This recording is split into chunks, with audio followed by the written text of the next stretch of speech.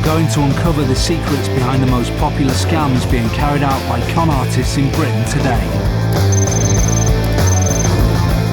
Our real hustlers are Alex, a confidence trickster; Jess, a sexy swindler; Paul, a scam artist.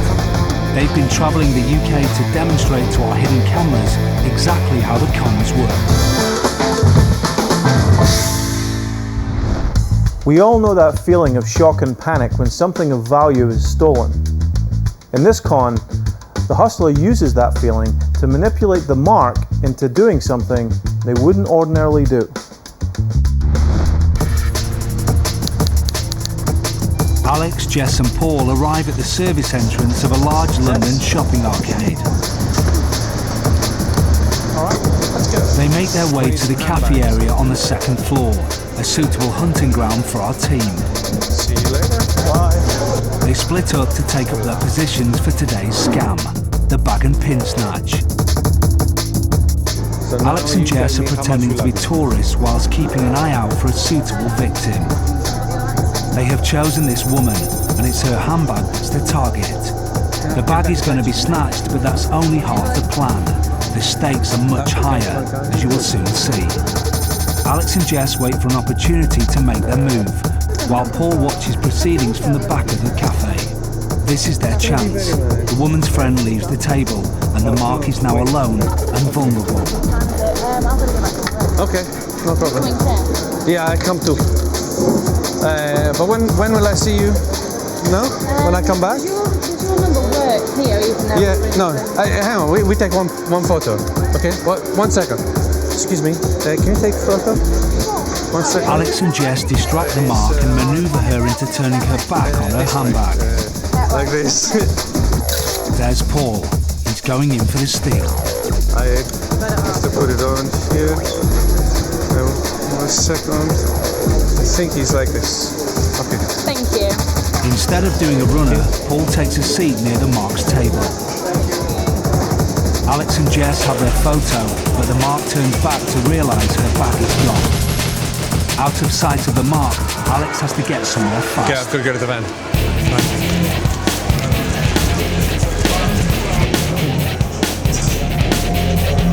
Excuse me. Sorry. The mark is distressed. You okay? Someone stole my handbag. Did you see anyone there? Paul talks to her, That's not but your she bag. doesn't suspect that her handbag is less than 2 meters away in Paul's briefcase. This is the big hit.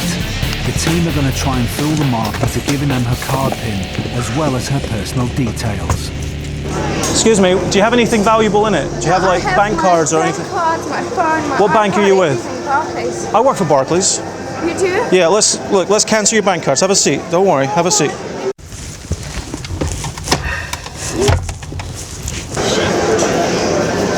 Did you not see anyone come here? No, there was somebody walking through, but hold on. See someone here? Hold on. Alex wants to sound like he's in a call centre and not in the cab of a van, so he plays in a sound effects CD of office hours. All right, look, that's the bank call centre there. Speak to them. Cancel your cards, okay? Hello? My bag has been stolen and I have all everything in my bag. I'm very sorry to hear about that, but I can certainly assist you with this call. Yeah, please. Do you know your account number and sort code? I think it's... yeah, my phone card is... With the help of the sound effects, Alex has convinced the mark that he is a bank call centre operator, and she dutifully gives him her bank details. Okay. Now I need your full name and your postcode, please. It's Michelle and it's... She still has no idea it was Paul who took her handbag, and is hiding it in his case on the next table. Okay. Now, I've got the card details here. It doesn't look like anyone's tried to use it, so it's a good job you called us straight away. Now, the last thing I need from you in order to cancel your card is your 4-digit PIN number.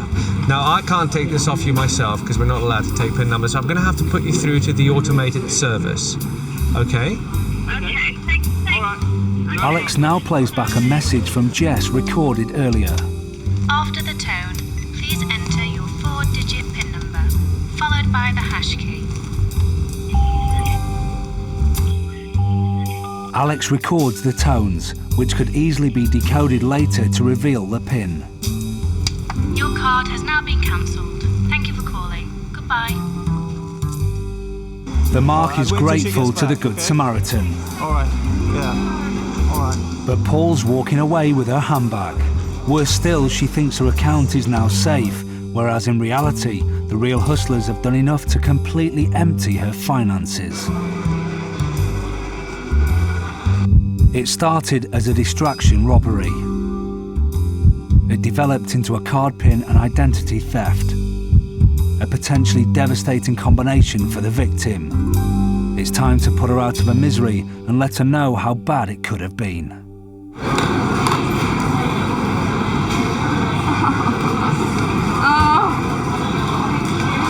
Thank you, I stole your bag. I pretty much carry my whole life in my handbag anyway. My cards and, oh man, everything. So the person on the phone, that's just a whole scam. Everything's a scam. Then they're just gonna get all my details then, aren't they? And just, then they can do whatever they want. Oh, well, thank goodness it's only you this time. Oh no. Sorry, I'm still all shaky. There's two very important elements that make this con work so well. First, when we get the mark to take a photo of myself and Jess, she's concentrating on us. She's not looking at her bag, and that gives Paul a perfect opportunity for a clean steal. Second, when she makes the phone call, everything is as it should be.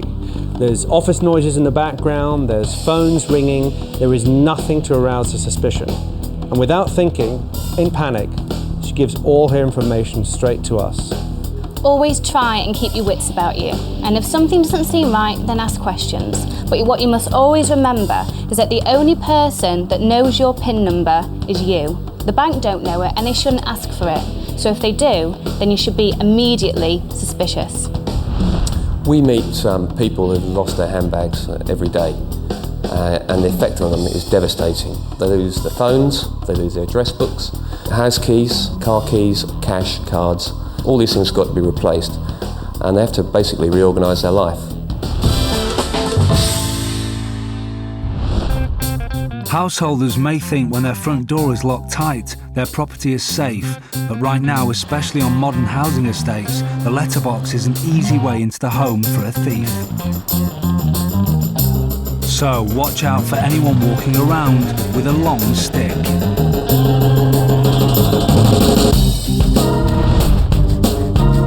The team are casing this suburban street. They've picked up 3 suitable homes and now park up.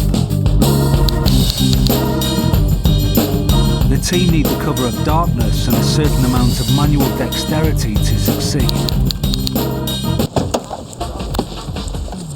Sorry, what were you It's saying? way past bedtime, but our hustlers are ready to play. Mr. Wilson.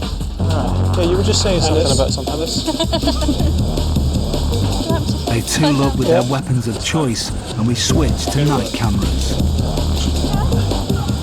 Oh, yeah. But what have they got on the end of those very long sticks? This stick has a magnet on the end and is designed for picking up large bunches of keys like house keys. This stick has a hook on the end and is designed to pick up smaller keys like a car key. This stick is actually designed to pick up litter, but it's also ideal for picking up handbags. You can also open up the handbags, go in, take out anything you want. Paul has spotted a house he likes the look of. Only the light in the hallway is on, and he's hoping the owners are in bed.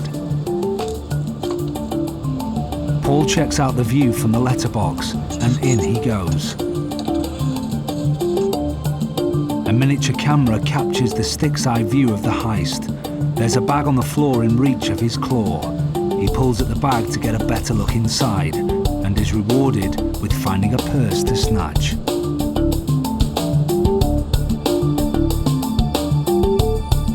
The claw trigger is pulled, and the purse is well and truly grabbed.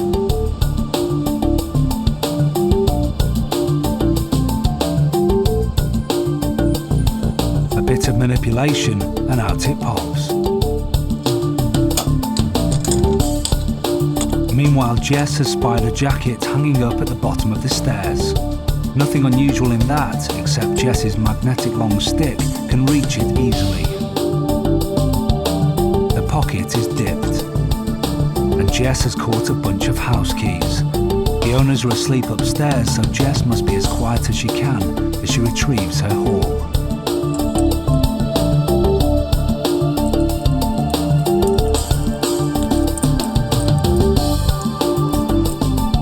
Alex uses a torch to help him see into a dark hallway. He's after some car keys left within easy reach on a console table. He must not make a sound either, or he'll disturb his victim sleeping upstairs.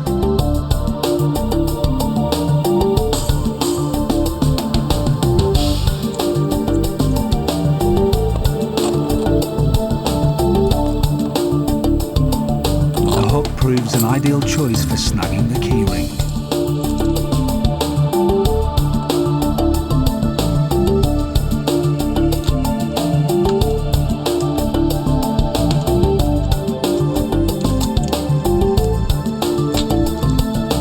Fortunately for Paul's victim, he isn't going to steal their money and cards from their purse.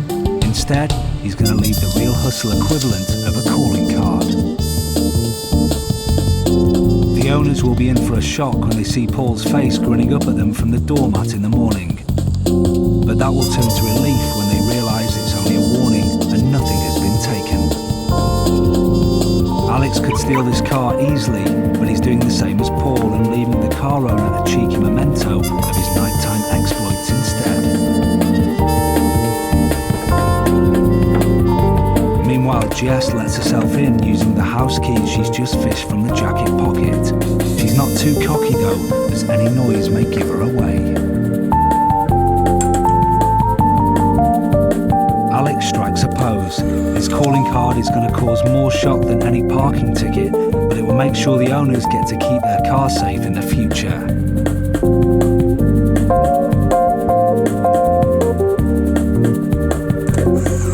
Jess's photo is certain to be a wake-up call for the house owner's home security and could just save them from a real long-stick burglar.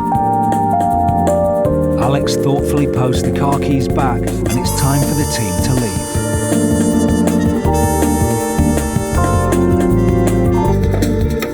With the photographic mementos left behind, the team can only wonder what the householders' reactions will be tomorrow morning. The obvious advice is keep your keys and your belongings out of sight of your door, preferably in another room. Otherwise... Still to come, the real hustlers revive an old scam that still has the power to take your breath away. It's so scary to think that people can get money out of you by doing that. The real hustlers are going to show you how to get free drinks off your mates by using proposition bets on some unsuspecting customers in this local pub. The proposition bet suckers you in as it's a bet on an event or an outcome you believe can only go one way, and it always does go one way, the hustler's way. So watch and learn.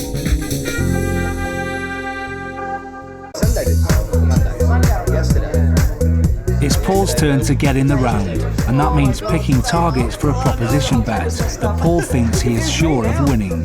This one is straightforward geometry, no sleight of hand or other trickery involved. This bet is for beer. Here's the bet. What's the longest? The height from here to here, or the rim of the glass from here to here? So what's the longest? The circumference or the height?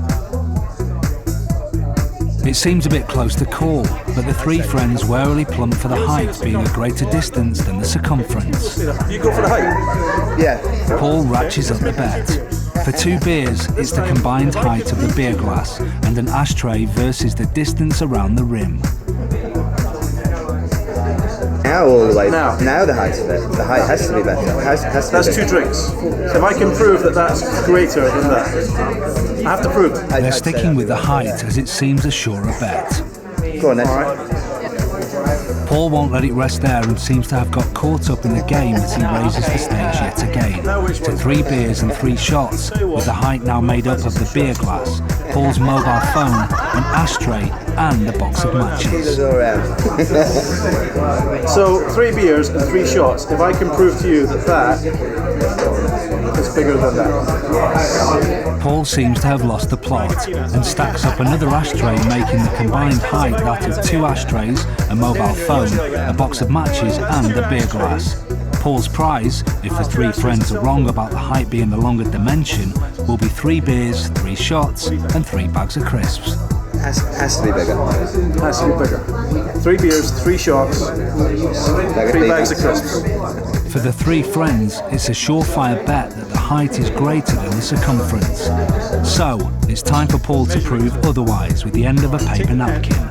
And remember, there's no trickery here. And mark exactly, make sure I don't cheat or anything. I'll get it nice and tight, mark exactly the point where it means.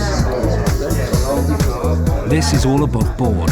This bet is based on geometry, and even Paul can make a mistake in his calculations. No way. Now that is... Oh my god. So, it wasn't the height that was the longest, it was the distance around the rim of the glass. 3 beers, 3 shots, 3 bags of crisps. Vindaloo, yes. Paul calls in his winnings. For the mathematically minded, a standard beer glass is 15 centimetres tall, and the distance around the rim is a whopping 27.5 centimetres. All you have to do to win this bet is to remember to keep your pile stacked to less than twice the height of the beer glass.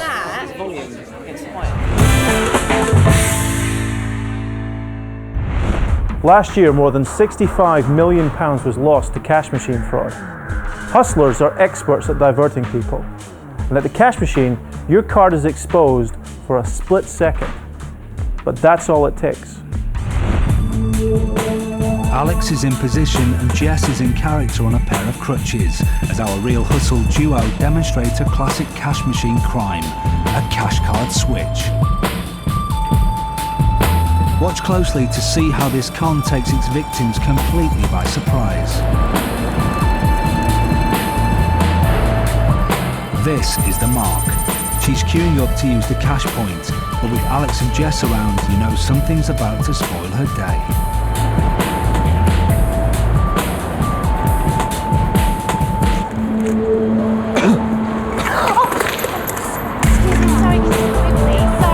Jess in distress is hard to ignore, and the mark does what most of us would do. Alex joins in helping Jess. He even helps the mark by pointing out her bank card is still in the cash point machine. Now Alex can use the cash point himself. The mark leaves with her card and cash, and Alex completes his transaction. This all seems normal, but our mark has just been robbed. Didn't she suspect it? I went to the cash point, took out £10, and a lady on crutches dropped her bag. I picked up her stuff to help her, and I don't think anything happened. I got my money and my card. We suggest that she checks her purse. My card? Oh, that's not my card. I think it's a £10 note. That's a real £10 note, that's not my card. It's Mr. Smith. Someone's just taken my card without me knowing, basically. It's worse than that. Let's go back and see why. The mark removes her card in plain view. All too easy for Alex to leaf through his wallet and select a lookalike. If you missed it, here it is again.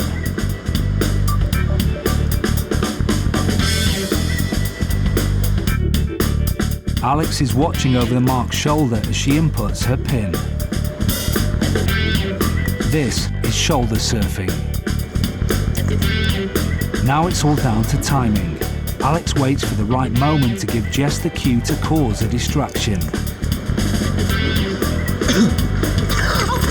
As the mark turns to help Jess, the card pops out of the machine and Alex swaps it.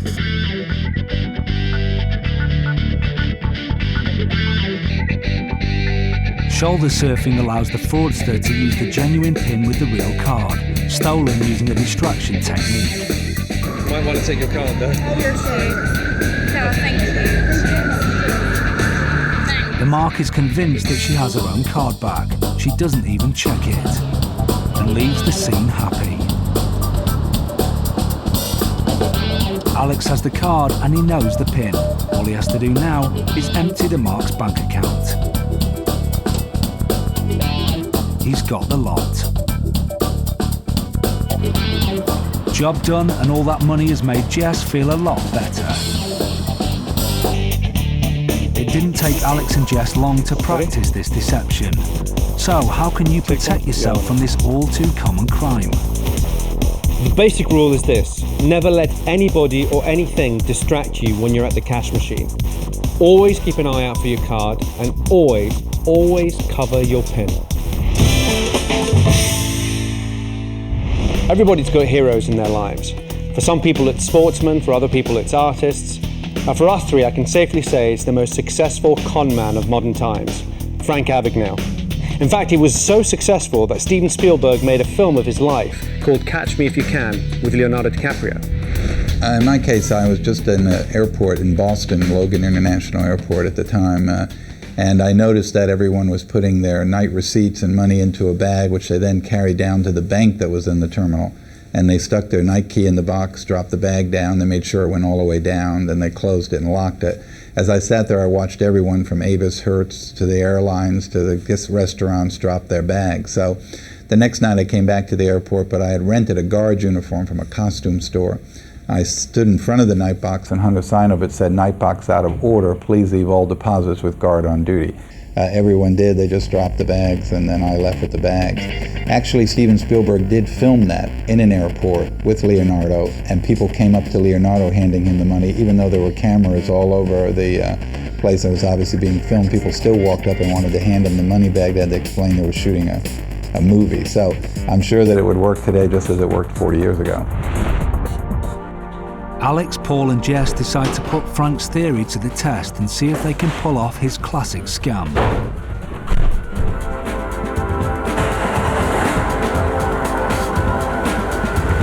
Welcome to the Dropbox.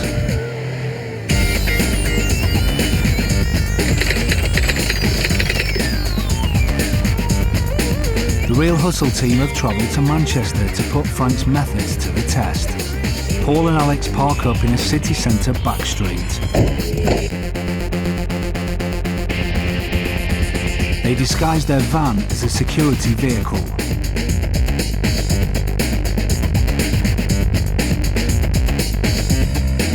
And disguise themselves as security guards.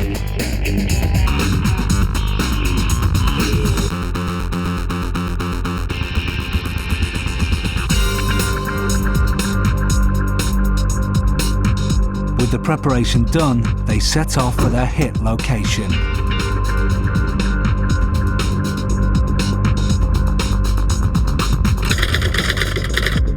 It's after 5:30, and Alex and Paul are going to target a bank's Dropbox, more commonly known as a night safe, where firms can deposit their takings outside normal banking hours. Jess takes her position. She is the convincer, and if a mark turns up, she'll go in and use the guard's services, and so influence the mark into believing the setup is real. The boys unload, and Paul puts the sign up just like Frank did at the airport over 40 years ago. Unfortunately, this is a busy city street, and the boys have limited time because the longer they stay, the more chance there is of being found out.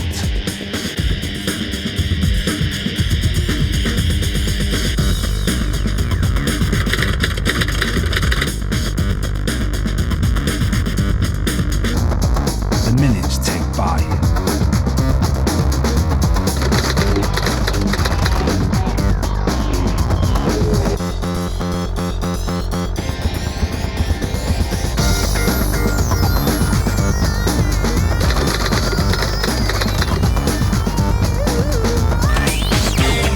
They've been standing there for 18 minutes when a woman arrives with what looks like a money bag. Looking for the Dropbox? Oh, it's right here. Fortunately, it's out of order at the moment. Yeah, At last, it's a mark. Jess moves in. Pack it with us. Just put it in the Dropbox. Yeah? Hi there. Hi again. Yeah. Have you got any? Jess is happy to leave her money with the security guards, and the mark senses nothing wrong and happily hands over her company's takings, £5,000. Thank you very much. There's your pen back. There you go. See you tomorrow. Well, hopefully not. Hopefully not.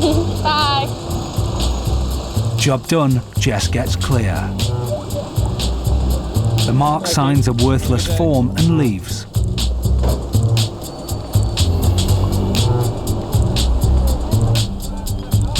With the mark out of sight, the boys make a getaway.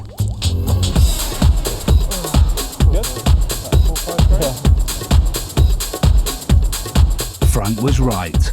His scam still works, and the uniforms, a sign and a convincer help take in the mark.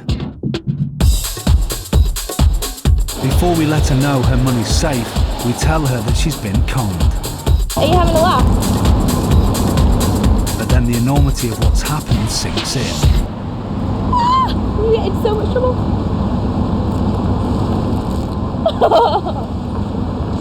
What's gonna go mad?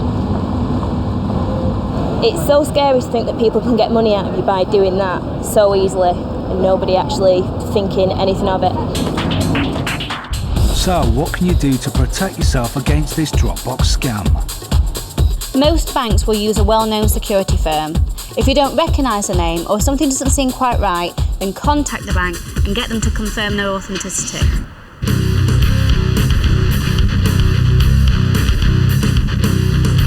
Be aware of what's going on around you, and remember, if something seems too good to be true, then it probably is.